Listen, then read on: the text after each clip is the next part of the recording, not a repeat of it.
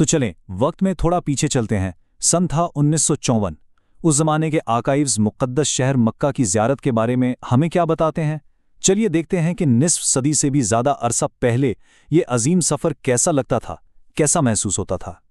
एक लाजवाल अंदाज में ज़ियारत की जगह, ये अल्फाज हमें सीधा उस दौर में ले जाते हैं और ये इस बात की याद दहानी है कि आज की टेक्नोलॉजी और सफ़र की आसानियों से बहुत पहले भी मक्का हमेशा से, बिल्कुल हमेशा से एक मुक़द्दस मंजिल रहा है। ये एक ऐसी रिवायत है जो सदियों पुरानी है। अच्छा, तो हमारा सफ़र शुरू होता है मक्का से। ये सिर्फ कोई शहर नहीं है बल्कि पूरी मुस्लिम दुनिया के लिए रूहानियत का एक मरकज़ है। तो आइए ज़रा देखते हैं कि इस मकाम को इतना मुक़द्दस क्यों माना जाता है और इसकी तारीख़ी अहमियत आखिर है क्या।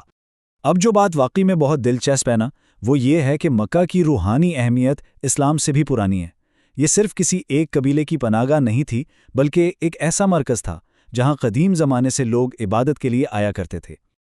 और आज 1 अरब से ज़्यादा मुसलमानों की दुनिया के कोने कोने से अहले ईमान इसी एक मंजिल की तरफ खींचे चले आते हैं।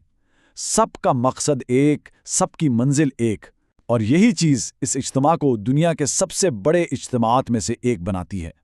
तो अब हम इस सफ़र के बिल्कुल मरकज़ में दाखिल हो रहे हैं, यानी मुक़द्दस फ़राइज़। जब ज़ायरीन मक्का पहुँचते हैं तो उन पर कुछ ख़ास आमाल लाजिम हो जाते हैं। यही वो रसूमात हैं जो इस रूहानी तजुर्बे की बुनियाद हैं, जो हर एक शख्स को अदा करनी होती हैं।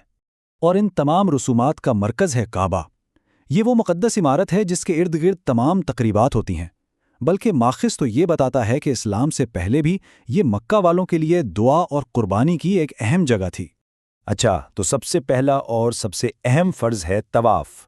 1954 की ये जो रिपोर्ट है ना, वो इसे 2 हिस्सों में बताती है। पहला हिस्सा मुक़द्दस इमारत के गिर्द 7 चक्कर लगाना, और फिर दूसरा उस मुक़द्दस पत्थर को बूसा देना और छूना। ये आप समझें इंतहाई अक़ीदत का इजहार है। एक और अहम रस्म का भी जिक्र मिलता है जिसके बहुत गहरे अलामती माने हैं। इसमें ज़ायरीन अल्लाह का नाम लेकर एक पत्थरों के ढेर पर 7 कंकरियाँ फेंकते हैं। ये अमल भी इस रूहानी सफ़र की एक लाजमी कड़ी है। अब ज़रा रसूमात से हटकर इस इज्तिमा के इंसानी पहलू पर बात करते हैं। ये ज़ियारत अहले ईमान के दरमियान एक बहुत ही गहरे इत्तेहाद का एहसास पैदा करती है। ये जो जुमला है ना, ये इस ख्याल की बेहतरीन अक्कासी करता है। यहाँ आकर कौमी और समाजी सारी हदें जैसे ख़त्म हो जाती हैं। कोई फ़र्क नहीं पड़ता कि कौन किस मुल्क से है। अहम बात सिर्फ वो मुश्तरका अक़ीदा है जो सबको यहाँ इकट्ठा करता है।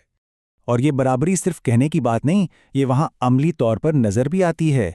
सोचें, एक तरफ आम ज़ायरीन हैं, कोई पैदल, कोई ऊँटों पर सफ़र करके पहुँचा है, और दूसरी तरफ उन्हीं के साथ सऊदी अरब के बादशाह खड़े हैं, पाकिस्तान के गवर्नर जनरल मौजूद हैं, बेगम आगा खान जैसी नामवर शख्सियात भी हैं। सब के सब एक साथ एक ही जैसे फ़राइज़ अंजाम दे रहे हैं। चलें अब इन रसूमात के तारीख़ी तसलसल पर एक नज़र डालते हैं। ये जानना बहुत दिलचस्प है कि किस तरह आज का इस्लामी हाल इस्लाम से पहले के माजी के साथ जुड़ा हुआ है।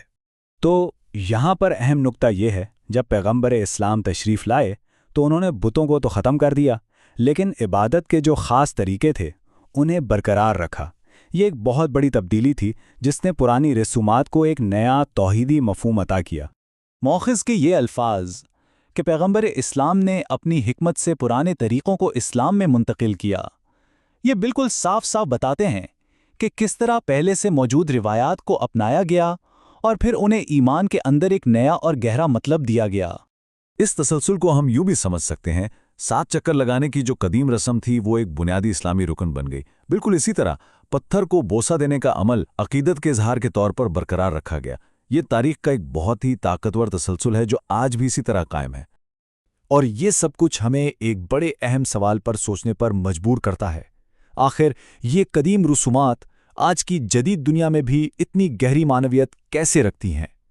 शायद इसका जवाब रिवायत की ताकत में छुपा है और उसकी उस लाजवाल सलाहियत में जो सदियों से अक़ीदतमंदों को एक ही लड़ी में परोती आई है।